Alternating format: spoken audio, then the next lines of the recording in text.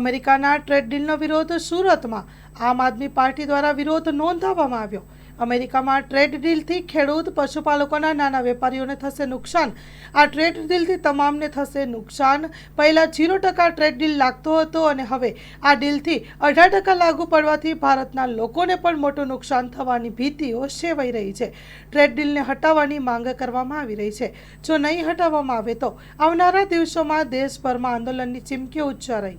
Story report by Bhavesh Trivedi, Surat. નમસ્કાર, હું રજનીકાંત વાઘાણી, સુરત લોકસભા પ્રમુખ આમ આદમી પાર્ટી। આજ રોજ અમે સુરત જિલ્લા કલેક્ટર કચેરીએ સમગ્ર સુરતની સંગઠનની ટીમ સાથે અમે ભારત સરકારની મોદી સરકાર દ્વારા જે ટ્રેડ ડીલ અમેરિકા સાથે કરવા જઈ રહી છે એના વિરોધની અંદર અમે આવ્યા છીએ। અમે કલેક્ટર દ્વારા રાજ્યપાલ શ્રીને અને કેન્દ્ર સરકારને અમે વિનંતી કરીએ છીએ કે આ ટ્રેડ ડીલ ભારતના ઉદ્યોગકારો માટે બહુ ઘાતક છે, કારણ કે ભારત દેશ કૃષિ પ્રધાન દેશ છે।